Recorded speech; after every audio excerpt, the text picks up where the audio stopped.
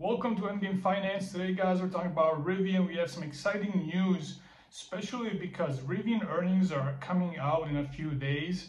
So it's very interesting that Rivian short interest is soaring to all-time highs, or at least near all-time highs. So people are betting majorly that Rivian earnings will disappoint.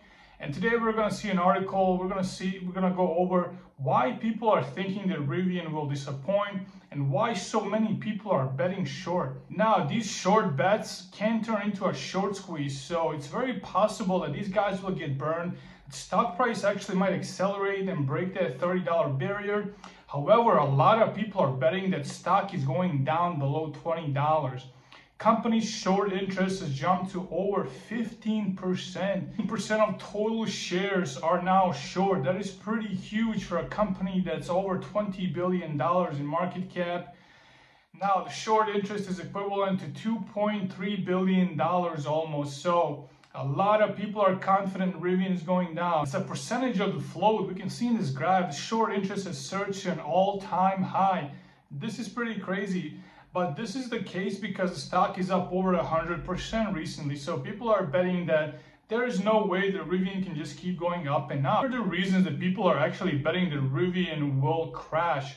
People are predicting that Rivian will be pressured to slash its vehicle prices following what Ford did with F-150 Lightning. And after Ford actually slashed the prices of F-150, they're saying they had biggest demand in the history of the company for their electric pickup. They said the slashing of prices was huge for the company, and the slashing prices actually might take away some of the market share from Rivian.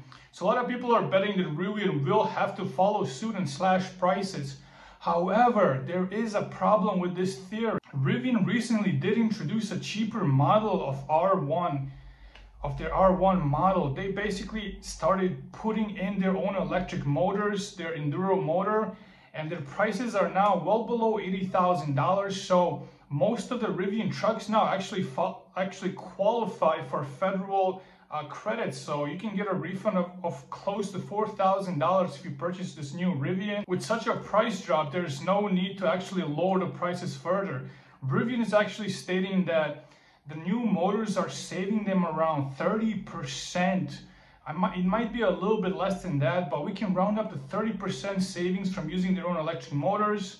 And this brings us to point number two. People are really worried about Rivian margins.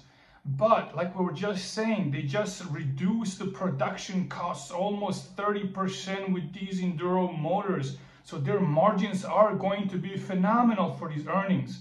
Even their guidance forward will be huge. Rivian is actually gaining market share, and they're gaining market share at much better production costs. So this means their margins are actually going to be fantastic. So they're not just gaining any market share, they're getting the most lucrative, profitable market share in automotive industry. Those are SUVs and pickup trucks. These are the dominant products of Rivian. These are going to be extended into their R2 production lines. So Rivian is basically gaining market share at a much lower cost in the most lucrative and most profitable segment of the automotive industry. Now, there's also speculation that Rivian could break free from their exclusive business with Amazon, allowing them to sell their electric delivery vans to other companies. This makes sense, and this will probably occur mainly because Amazon is one of the biggest shareholders in Rivian, so they want Rivian to have as much revenue as possible. They want it to get to profitability as fast as possible. So Amazon will most likely allow Rivian to start selling EDVs to other companies, and this is going to be a huge catalyst for Rivian.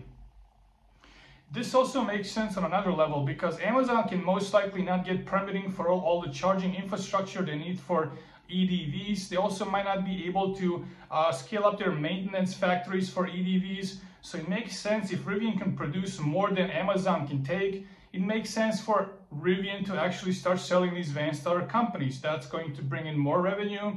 That's going to bring in more profitability. And Rivian is just moving towards mass scale production really quick. Is Rivian stock a buy or a sell ahead of earnings? We don't know for sure. However, things are looking positive. With the recent credit downgrade of the United States, the entire market is suffering. So this massive sell-off might impact Rivian because everything is just tanking, everything is going down. So regardless of how Rivian performs, market sentiment might just destroy their stock price. On the other hand, all these positive things we mentioned, reduction in production costs, cheaper R1S, cheaper R1T, basically now these qualify for federal credits. So all of these are positive catalysts that just might catapult the stock over $30. That's very possible. If we did not have this credit rating downgrade, we would probably be looking at Rivian at $30 to $40 per share after their earnings. This quarter will be their first $1 billion made in 3 months. This is pretty huge. Now Rivian's hitting a run rate of close to $5 billion in revenues annually. And this is coming basically from zero from about 2-3 years ago where they were just starting. So this is pretty huge increase in revenue. So we will see. One of the also most important points of this earning calls that's coming up will be Rivian's cash burn during the quarter. If Rivian can confidently show investors that their cash burn is slowing down, that their cash reserves are likely to remain elevated going forward, this is going to be another huge catalyst that might just propel the stock. So analysts are basically looking at a bear scenario of stock going down to $23 and below, and a bull scenario of the stock going above $30. So we'll see in a few days how this plays out. Personally, I'm still remaining extremely bullish on this stock, especially for these reasons, especially for the increasing margins. I think we will see their cash burn slow down drastically, especially with the introduction of the Enduro motor and with the scaling of production. More units they produce, the better it looks for their overhead costs. So we're likely going to see some really good things coming from Rivian. However, market sentiment still might crush him down. So that's it, guys. Just give you a quick update, quick preview of what's coming next week for Rivian. If you guys have any comments regarding that, please leave it below in the comment section. Guys, like, subscribe, and share. And as always, just have a great day.